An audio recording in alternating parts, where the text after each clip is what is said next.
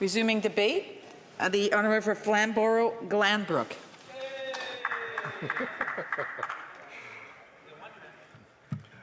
Thank you, Madam Speaker, and thank you to my colleague from Dauphin Swan River for the enthusiastic response to a fellow member by the same first name. You know, it's always an honour to rise in this House on behalf of the hardworking people of Flamborough-Glanbrook, and they are indeed hardworking people who work hard for the tax dollars that they send to every level of government, and they expect that those tax dollars will be respected and spent wisely. And so that's why it is unfortunate that we're here today to talk about growing concerns of this Liberal government's corruption and incompetence. And so I rise to speak on yet another scandal, this time involving the $400 million of taxpayers' money funneled into a cesspool of corruption under the guise of Sustainable Development Technology Canada Fund. And it's not just a singular incident of scandal. It's the latest in a long, disturbing pattern of Liberal ethical violations. The SDTC scandal isn't about some missing dollars here or there. It's about systemic failure of this government to uphold the most basic values of transparency and accountability. It's a gross breach of trust, one that has eroded Canadians' confidence in their government institutions, and Conservatives warned about this. We've consistently called for transparency. We've called for the documents to be sent unredacted from the Green Slush Fund scandal and handed over to the RCMP, and that was the will of Parliament. And what was the response from the Liberal government? A refusal to comply. And when they ignored the will of Parliament, they're ignoring the will of Canadians, because we are here to represent the will of Canadians. So let's be clear, Madam Speaker, when parliamentarians demand these documents, we have the legal and democratic authority to do so. And yet this government violated the privileges of parliamentarians by refusing to release the requested documents related to this latest scandal. The Speaker of this House has ruled that parliamentary privilege has indeed been violated, and that we must pause the work that we're doing until this corruption can be properly addressed. It's because, as my colleague from Fort McMurray Cold Lake said, Canadians deserve better. They deserve to know that their hardworking tax dollars deserve to know where their hard-earned tax dollars are going, because they do work hard for the money that they pay each installment of their paycheck on taxes. But with this Liberal government, every year we see a new scandal and a new abuse of trust. And we've seen it before with the We Charity scandal, the SNC Lavalin affair, the Winnipeg Lab cover-up, Arrive scam, the infamous Other Randy, and of course now the SDTC scandal. And this is just the latest chapter in a Liberal government that has been defined by corruption and secrecy. So enough is enough. Madam Speaker, let's first examine the Sustainable Development Technology Canada Fund and what it was supposed to be. SDTC was created with a noble goal in mind, to promote innovation in green technology.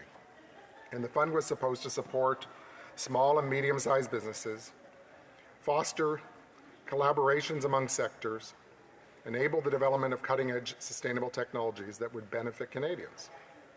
But it's clear, Madam Speaker, that this vision has been utterly betrayed.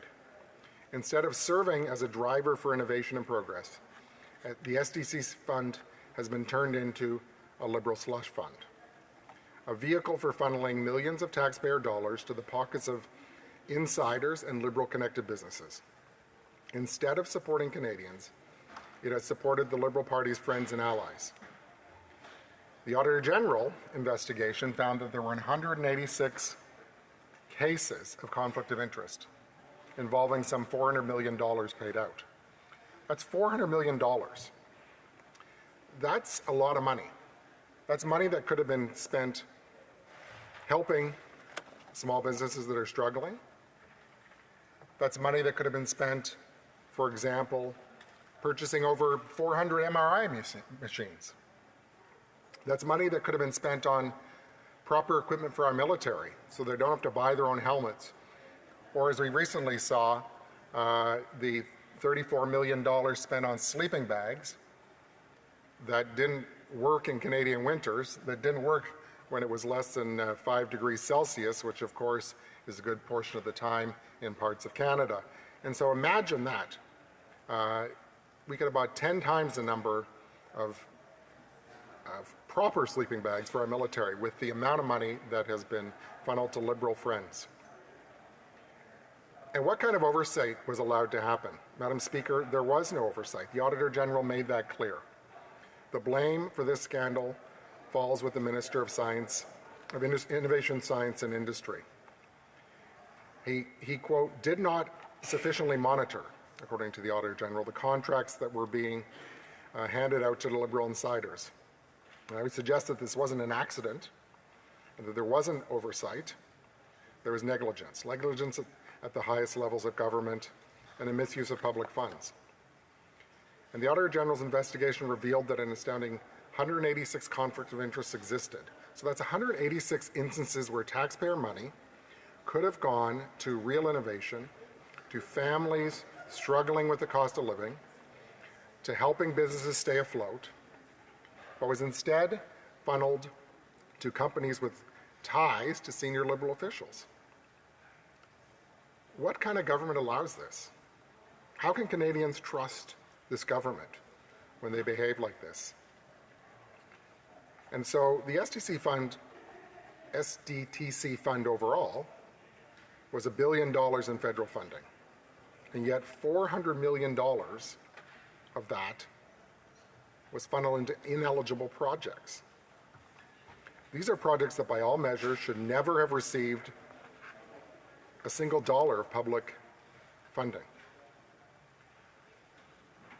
The promises made by these applications were overstated or exaggerated or in some cases non-existent. So this was willful negligence.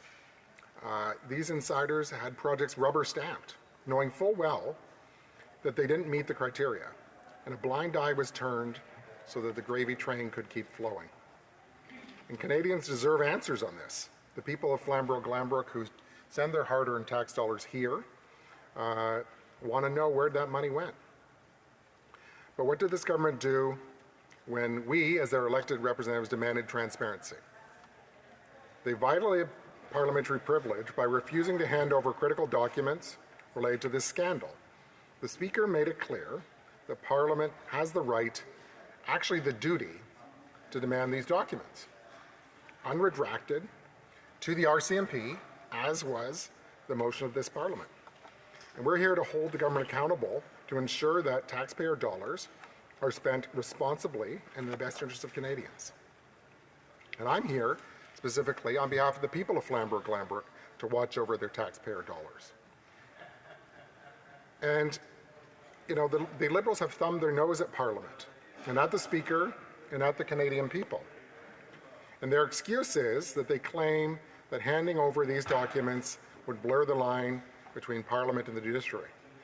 And Madam Speaker, it's not about blurring lines, it's about protecting their friends and hiding their corruption.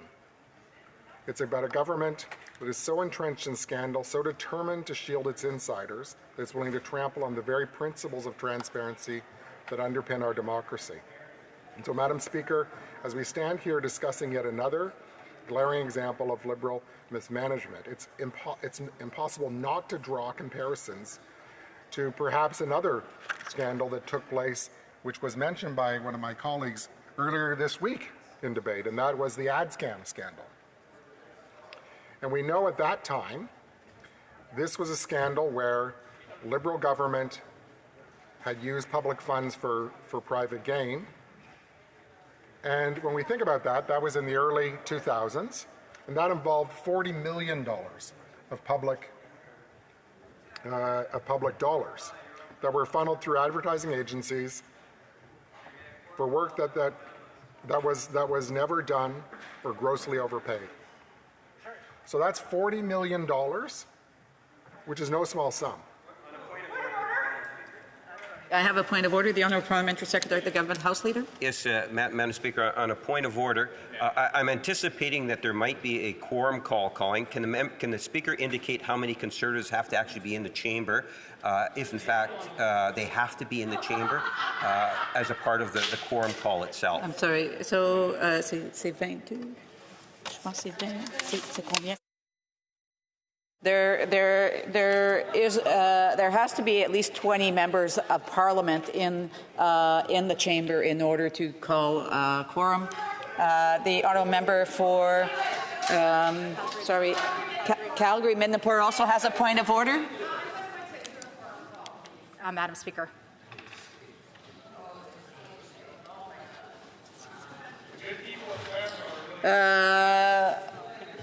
Yeah, no, you know, yeah, there's over 20 in the chamber and online between who is in the chamber and online. The honourable member for Glanbrook has a point of order. Resuming the debate. Sorry, I have another point of order. The honourable member for New Westminster Burnaby. Thank you, Madam Speaker. This is a Conservative filibuster. There's only one Conservative in the House. I'm sorry, the honourable member is not able to indicate how many people are in the House, but I would just ask members to please be. Another point of order, the Honourable Official Opposition, sorry, I'm just going to refresh my memory here. The Honourable Official Opposition House Leader. Thank you very much, Madam Speaker. I just want to know if you could clarify. I believe the rules about pointing out absences or presences are about specific members themselves. I would also point out to the NDP House Leader that there are several Conservative members here ready and willing to hold. I think this is. Sorry. I think the whole. So again, another point of order. The Honourable Parliamentary Secretary, the Government House Leader. The Opposition House Leader just said that there are many Conservatives here. Where are they hiding? Sorry. Now this is becoming. This is becoming a debate just on who's here and who's not. Again, I just want to remind members, we do have quorum, and I think that was the main question. I'm sure that the honourable member for Glanbrook is wishing to continue his speech. The honourable member for Glanbrook.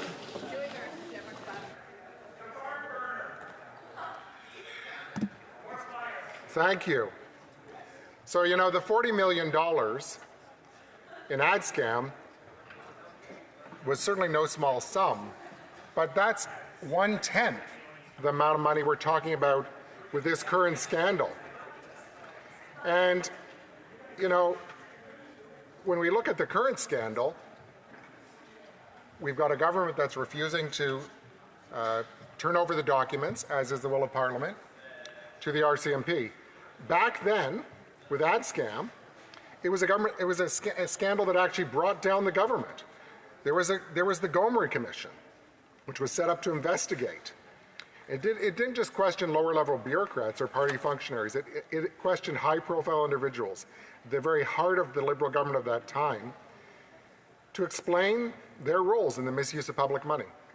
Political operatives, heads of agencies, senior ministers, even the Prime Minister of that time, were dragged in front of an inquiry. And, you know, that scandal actually brought down that Liberal government of that time. So Madam Speaker, we find ourselves here today talking about, on a motion of privilege, about a scandal that has 10 times the financial impact of what we saw back then. And what do we see from this current Liberal government? Stonewalling. The Liberals refuse to hand over the documents that this House has ordered. And so why, we have to ask? What do they have to hide? How bad are the SDTC documents that they would require Parliament to grind to a halt rather than face the consequences of handing over these documents unredacted? The Gomery Commission exposed a culture of corruption within the Liberal Party that was deeply rooted at that time, and this culture seems to have permeated to the current government, where personal gain is put over the interests of Canadians. And now with the SDTC scandal, we see the same playbook. And so Liberal insiders are benefiting from the misuse of taxpayer dollars, while this government does everything it can to avoid accountability. Canadians deserve that transparency, deserve that accountability, and they deserve the leadership that understands the value of every taxpayer dollar. The government of the day in the early 2000s, at the time of ad scam, was held accountable for their misdeeds and faced the electorate, who sent a very clear message about the need for transparency. And just as the ad scam marked the end of an era for that Liberal government, we certainly hope that that is the beginning of the end for this current government, so that we can have a new type of government to lead this great country. And Madam Speaker, let's not forget about another more recent example of Liberal rampant misuse of taxpayer money, the Arrive scam scandal, which was an app that arguably could have been developed with a case of beer and a few techie people in the basement of someone's house over the weekend, was going to cost taxpayers 80 grand, but in the end ballooned to 60 million, and that's what we know about so far. And there was, of course, as we know, GC Strategies at the center of that scandal, which was a two-person IT firm that actually didn't do any of the work themselves, but rather were simply a middleman brokering contracts. And even those subcontractors didn't actually perform a lot of the work, or an app that actually worked properly. So just again another example, and the reason I raise this is because it speaks to a pattern, and taxpayers deserve answers about what is happening here with this Liberal government and this particular green slush fund scandal. So how can Canadians trust this government when it refuses to follow these basic principles of transparency and hand over the documents as requested by Parliament to the RCMP? And how can we believe that this government has repeatedly, in the interest of its ministers, insiders, friends, and put those above the interests of Canadians? The SDTC scandal is just the latest in a long line, as has been mentioned, of breaches, cover-ups, and corrupt behavior. The Liberal government has shown us time and time again that they will do whatever it takes to protect themselves and their friends.